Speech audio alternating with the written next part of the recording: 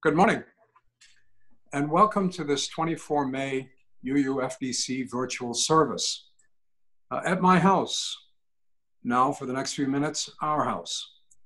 I'm Hank Wolst, and today I will be your service coordinator. It gives me great pleasure to welcome you all to this virtual service and to this fellowship of kindred spirits. And the operative word is truly all, as we are, in a word, truly welcoming to all. Let me begin by reassuring you who know me that this rather unkempt-looking character you're looking at is indeed Hank Wolst. You see, the hair is actually the product of a pandemic with nary a clipper in sight. The facial hair is the result of social distancing with my razor. But rest assured, it is I. You know, it's an interesting time, isn't it? People are apprehensive, worried, as they should be. I've got people and some friends making apocalypse jokes like there's no tomorrow. Others, of course, are drinking wine, not wanting to keep things bottled up. Me, I've become more health conscious, though I've not gone all the way to vegetarianism. I think at this point that would be a big mistake. I'll pause for a moment and let you digest all of that. To all who are watching, let me extend my very best wishes for your good health, for your safety, for your comfort, for your warmth, for your compassion, for your kindness, and for your faith in that we will all get through this. I'm afraid we don't have a chalice. We do, however, have a candle, and I shall light it with these words.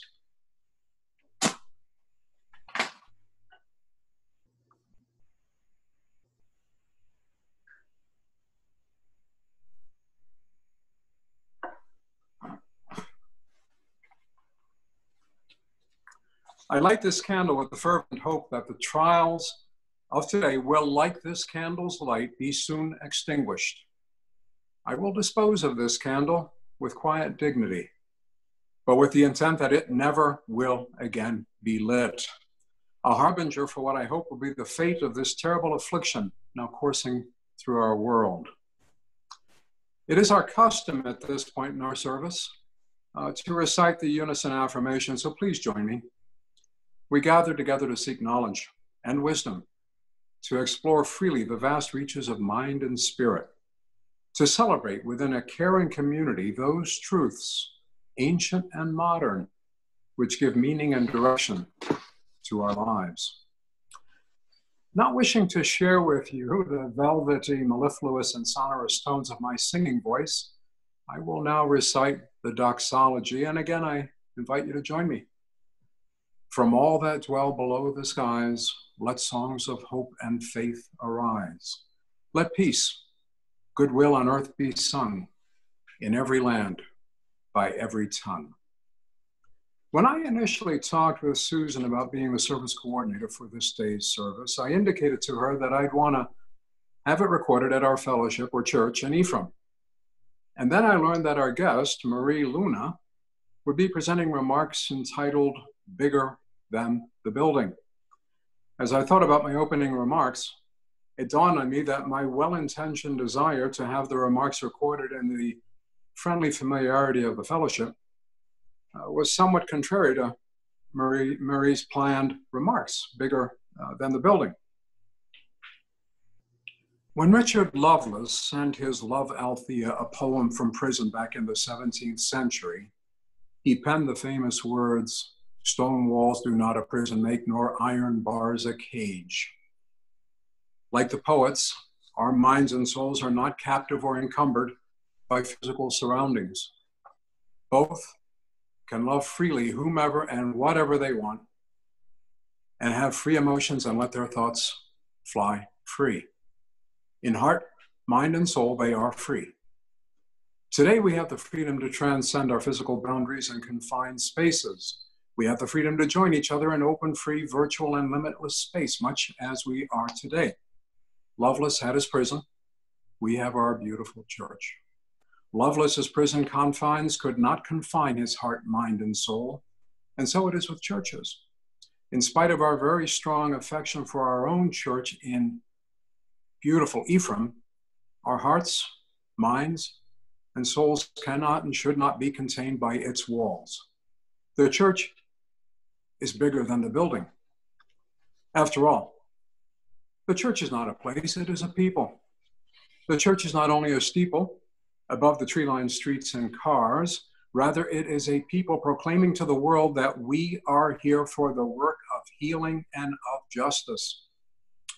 The church is not walls built stone upon stone, held together by mortar, but rather person linked with person, linked with person, linked with person, all ages and genders and abilities. A community built on the foundation of reason, faith, and love. The church is not just a set of doors open on Sunday morning, but the commitment day after day and moment after moment of hearts creaking open the doors of welcome to the possibility of new experience and radical welcome. The church is not simply a building or steeple, a pew. The church is a gathering together of all people and experiences, and fear, and love, and hope in our resilient hearts, gathering however we can to say to the world, welcome, come in, lay down your heartache, and pick up hope and love. For the church is us, each and every one of us, together, a beacon of hope to this world that so sorely needs it. Perhaps now, more than ever. These wonderful words from the Reverend Margaret Weiss of the First Unitarian Society of Ithaca, New York. You know, Sarah provides us with regular emails that alerts us to joys and concerns. And I invite you to read them and to revel in the joys, to reach out in the hurts, and to remember the sorrows. Marie Luna is the Director of Congregational Life at the Fox Valley Unitarian Universalist Fellowship. She is our guest speaker today. She helped start up the Unitarian Universalist Association of Membership Professionals, a group for people passionate about helping people connect and deepen their engagement within their Unitarian Universalist faith and within their congregations. She lives in Appleton with her 13-year-old son, Nate.